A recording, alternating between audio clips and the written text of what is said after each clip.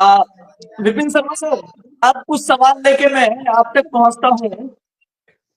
कुछ सीट जो है, जो मैंने चुनाव जब ये आंकड़े आ रहे थे उसके बाद मैंने देखा, मटिया महल, ओखला, सीलमपुर, बल्ली माड़ान, बाबरपुर, मुस्तफाबाद, चांदनी चौक, सीमापुरी, गांधीनगर और करावल नगर। क्या यही ऐसे सीट है क्या जो आम आदमी पार्टी के सत्ता का जो सफर था, या वो जो मतलब अगर अंडर कॉमा कहें तो जो शीश महल तक पहुंचने का जो सफर था, उसके बीच में यही सीट आ गई क्या? ये 7-8 सीटें जो है। बहुत बहुत बढ़िया आपने ये पूरी रिसर्च करी है और बहुत बढ़िया तरीके से आप इसको आगे रख रहे हैं। देखिए वो तो है ही है, मैं आपके साथ इत्तेफाक रखूंगा कि गेम चेंजर आप ये हम्म। पूछना चाह रहे हैं कि क्या ये सीट्स जो हैं हम्म। निर्णायक साबित होंगी, यहाँ के नतीजे, और क्या हम्म। ये भाजपा को जीत दर्ज कराएंगी, क्योंकि जो विनिंग मार्जिन होगा, क्योंकि हम्म। तीन तरह की संभावनाएं उभरेंगी।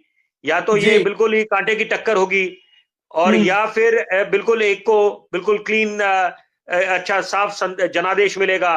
तो यहां हम्म। पर अभी अभी जो स्थिति समझ आ रही है, देखिए जी। प्रथम दृष्टि है तो वो ये कहेंगे कि ये जो आपने पहली बात तो समझने की आवश्यकता है कि विकासपुरी जैसे सबसे बड़ा हम्म। विधानसभा क्षेत्र है, अगर हम हम्म। वोटर्स के दृष्टिकोण से बात करें, और वही इसकी हम्म। तुलना करें दिल्ली कैंट, चांदनी जी। चौक, नई दिल्ली, देखिए, हम्म। तो यहां पर ये सबसे कम विधानसभा क्षेत्र है, मतलब वोटर के संदर्भ से। और जरूरी बात है कि 1,56,00,000 ये जो हम्म। वोटर हैं दिल्ली के, ये हम्म। कुल जितने उम्मीदवार थे 699, हम्म। 699 में 603 पुरुष और हम्म। 95 महिलाएं।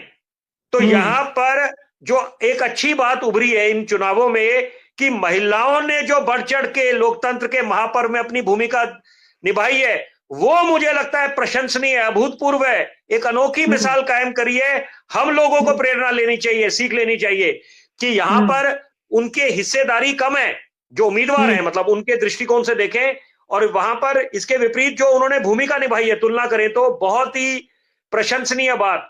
बहरहाल देखिए, क्योंकि जो आपने कुछ विधानसभा क्षेत्रों का जिक्र करा, ये जी। डिसाइसिव हो सकते हैं, निर्णायक हो सकते हैं, लेकिन साथ हम्म। साथ मैं उस बात पे दोबारा आऊंगा, नई दिल्ली, हम्म। जंगपुरा, कालकाजी और मालवीय नगर ले लीजिए आप, कि वहां का जो हम्म। त्रिकोणीय मुकाबला है, सतीश उपाध्याय, सोमनाथ भारती, जितेंद्र कोचर जो कांग्रेस के हैं, जो पार्षद भी रह हम्म। चुके हैं, तो अपने आप में बड़ा रोचक हो गया है और कांटे की टक्कर है। यहां पर किसी भी तरफ चुनाव के नतीजे रुक कर सकते हैं।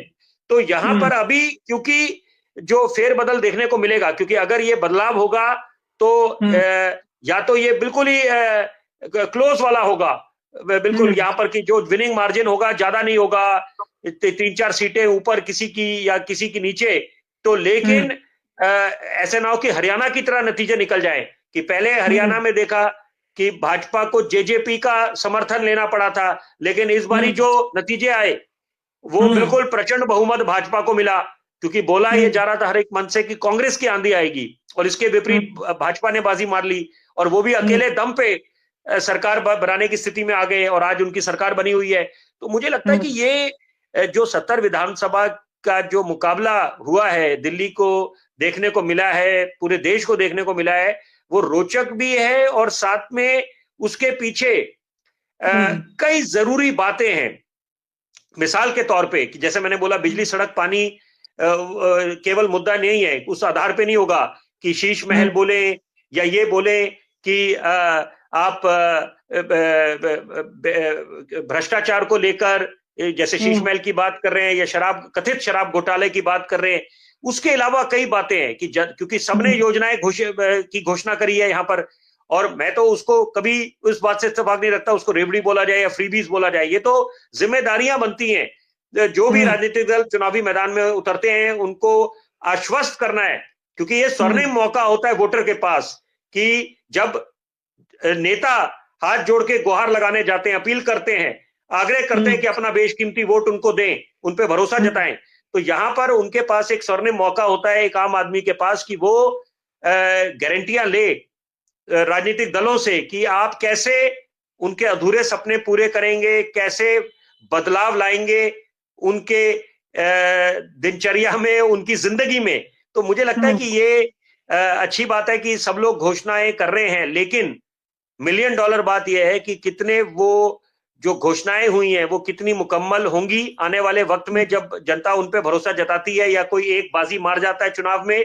और साथ साथ मेरे को लगता है कि वो वक्त आ गया जब रिपोर्ट कार्ड साझा करना चाहिए नेताओं को, राजनीतिक दलों को, कि आपने पिछले जो सत्ता पे काबिज है, खासतौर पे चाहे केंद्र में भाजपा एनडीए या दिल्ली में आम आदमी पार्टी, कि आप ये साझा करें कि जो 5 वर्ष पहले आप पे जनता ने भरोसा जताया, आपने जो वायदे करे थे कितने वो अंजाम तक पहुंचे, कितने मुकम्मल हुए।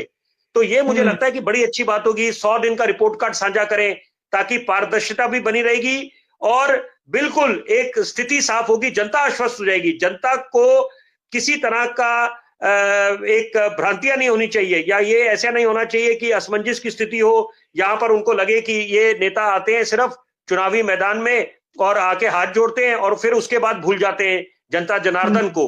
तो ये मुझे लगता है कि ये कई ऐसे अगर रिफॉर्म्स, ऐसे इनिशिएटिव्स लिए जाएं तो वो दिन भी दूर नहीं जब सही मायने में हम अपने दिल्ली शहर को एक वर्ल्ड क्लास शहर बना पाएंगे। पेरिस, सिंगापुर तो चलो दूर की बात, झीलों का शहर दूर की बात, कम से कम एक अच्छी नींव रखी जाएगी। और जैसे कि अमेरिका में डेमोक्रेट्स और रिपब्लिकन्स के बीच में चुनाव लड़ा गया, कमला हैरिस, डोनाल्ड ट्रंप, और तीखे प्रहार हुए, लेकिन एक अच्छी बात जिसकी सराहना होनी चाहिए, जिसकी सराहना बनती है, उन्होंने बोला let's make America great again. उसी तरह से मकसद यहां पर दिल्ली में होना चाहिए, let's make Delhi truly world class, ताकि हम बिल्कुल गौरव महसूस करें। राजधानी है ये और देश की धड़कन है। तो यहां पर मुझे लगता है कि हम सबके मिलजुल के प्रयास से होगा। और एक संक्षेप में जरूर बोलूंगा, क्योंकि बड़े हमारे सम्मानित माली साहब जो फाउंडर भी हैं, संस्थापक है 10 न्यूज के, और पूरा देश इनका सम्मान करता है, इनके विचारों को बड़े गंभीरता से सुनते हैं। तो यहां पर मैं एक बात जोड़ना चाहूंगा कि शीला दीक्षित जी की क्यों बातें, उनको क्यों याद करा जाता है। मैं कई बारी उनको मिलने का अवसर मिला। 2 बड़ी जरूरी बातें मैं चाहूंगा आपके दर्शकों तक पहुंचे आज 10 न्यूज नेटवर्क के माध्यम से, कि पहली बात, भागीदारी की जो क्रांति लेके आई थी वो आरडब्ल्यूएस को जोड़ा था, और यही अपेक्षा करी जाती है नेताओं से कि आप कैसे कोई ऐसे क्रांतिकारी पहल करें जिससे कि दिल्ली का भला हो। जिस राज्य के आप नुमाइंदे हैं, आप प्रतिनिधि है, तो आप उसको आगे बढ़ाएं, जोड़ें, नेटवर्क करें। और दूसरी बात कि अमूमन देखा जाता है कि नेता श्रेय लेने की होड़ में तो सारे खड़े हैं और सब एक जैसे हैं, 19-20 का फर्क हो सकता है, लेकिन विफलता के समय पल्ला झाड़ दिया जाता है, वो दूसरे पे ठीकरा फोड़ देते हैं या दूसरे पे जिम्मेदारी डाल देते हैं। लेकिन शीला दीक्षित जी उन चंद ऐसे महान नेताओं में उनका नाम शुमार है जो विफलता के लिए भी जिम्मेदारी लेती थी। वो कहती थी buck stops at the door of my office. तो ऐसे महान नेताओं को से हमें प्रेरणा लेनी चाहिए, सीख लेनी चाहिए, तभी आज हम स्वर्गीय शीला दीक्षित जी को याद करते हैं, उनके मॉडल को याद करते हैं। जी। अभी